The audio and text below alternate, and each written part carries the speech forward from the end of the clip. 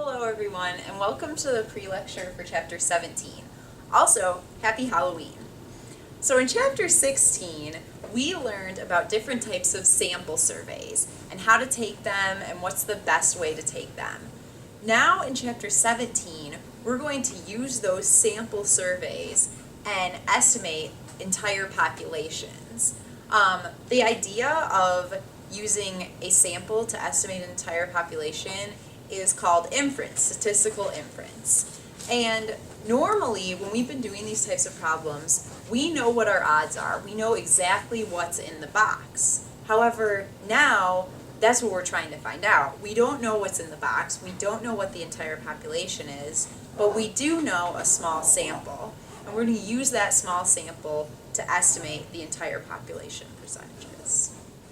So for our example today, we are interested in looking at what percentage of girls ages 18 to 28 dress as cats for Halloween, or basically just anything in the cat family. So it could be a cheetah like myself, or a leopard or catwoman, or just a regular cat. We want to know how many girls dress up as cats on Halloween, because apparently that's a pretty common costume for college-age girls. So, to conduct this research, I took a sample of 400 girls on U of I's campus, ages 18 to 28, and found out that about 20% of them dress as cats. But what we're really interested in is part A. We want to estimate the percentage of girls in the entire U.S. who dress as cats. So, knowing that that's what we want to estimate, and knowing that 20% of the girls from our sample dress as cats, what do you think we're going to use to estimate the population percentage of girls in the U.S. who dress as cats? The results from our sample survey? Right, exactly. That's what Chapter 17 is titled, using samples to estimate population. So that's exactly what we're going to do. We're going to say, if we have to estimate the percentage of all girls that dress as cats, we're going to estimate the number that we got in our sample. So 20%. All right, so we said that about 20% of all girls in the U.S. dress as cats on Halloween. However, if we just said 20%, that's a pretty strong assumption to make. Usually we say 20%, give or take some number.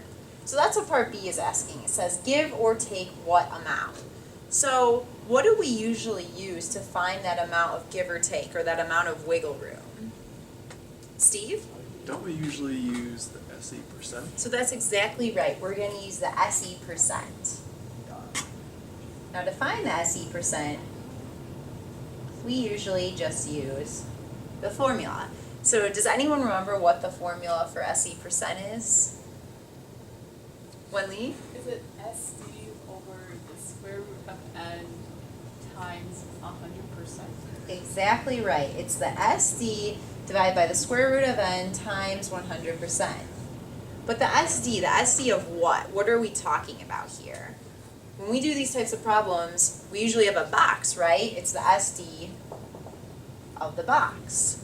So to calculate the SE percent, first thing we're going to do is draw our box.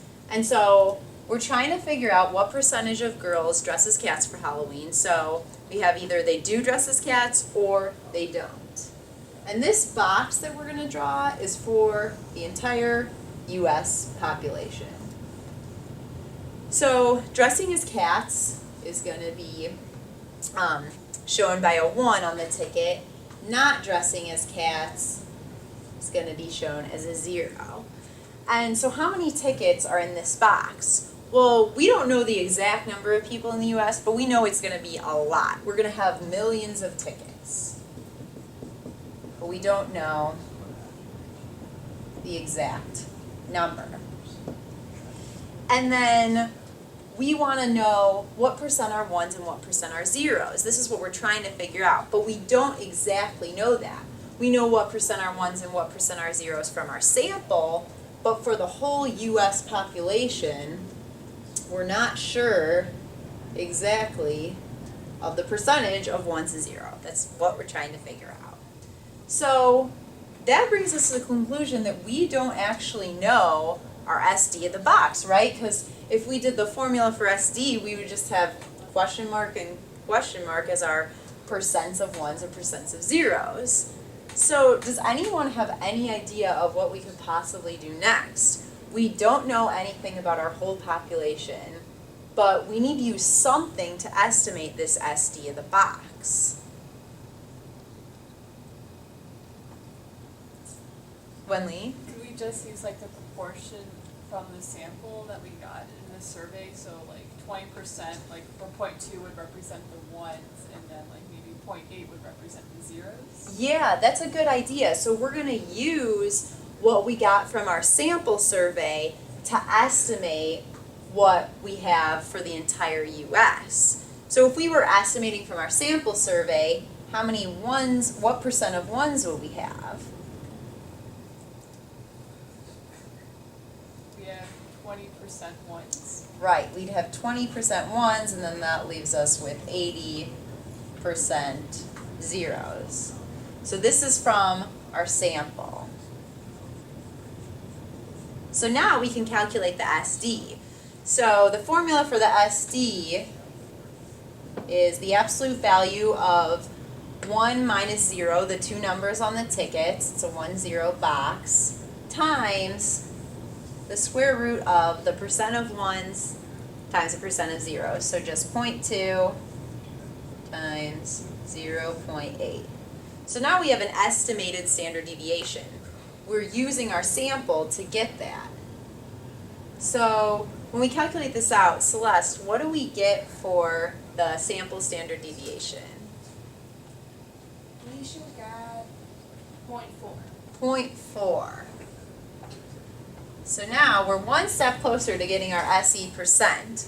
We have the SD of the box of the sample, and we're going to use that to estimate the box for the population. So plugging in our 0.4 for SD, now we have to plug in our N. And our N, remember, was 400 from our sample. We used 400 people in our sample survey, and then times 100. So for our standard error of the percent for the sample, what do we end up getting? Yes? 2. 2? Well, that's a nice number. So we have 2. So we have estimated our standard error of the percent for the population from our sample. So in parts A and B of our problem, what we figured out was that about 20%, give or take 2%, of girls in the entire United States dress as cats for Halloween. And again, this is just girls age 18 to 28. So now we've added a new part to our problem, part C, and it says, how confident are we? So to answer this question, we're going to use the normal curve. And we know that if a bunch of people took samples of 400 girls, so we know that 68% of them would lie within one standard error of the true percent. So we know this because if we have z-scores of 1 and -1, the middle area corresponding to that is 68%. So with our problem, if we wanted a 68% confidence interval, we know that we would get 20 plus or minus 1 standard error, and our standard error we found was 2. So that interval we would get would be 20 plus or minus 2, so 18 to 22. And a way to interpret this would be to say that we are 68% confident that our true population percentage is between 18% and 22%. So what if we wanted a 95% confidence interval? Meaning, what if we wanted that middle area in our normal curve to be 95%? What z-scores correspond to 95%? Pretty sure it's 11. Oh, Steve says it's 11. That's actually not correct. 11's pretty big. We usually don't have z-scores up to 11. Do you want to take a second try? 2? Yeah, it's 2 actually. So we have -2 and 2 as our z-scores that correspond to the middle area of 95%. So now if we're making that 95% confidence interval, we would say that we have 20 plus or minus 2 standard errors away from the true percent. So 2 standard errors, our standard error is 2, so 2 times 2. So this gives us 20 plus or minus 4, which is an interval 16 to 24. So now again, an interpretation of this interval would be that we are 95% confident that the true population percentage is in between 16% and 24%. So thank you for watching.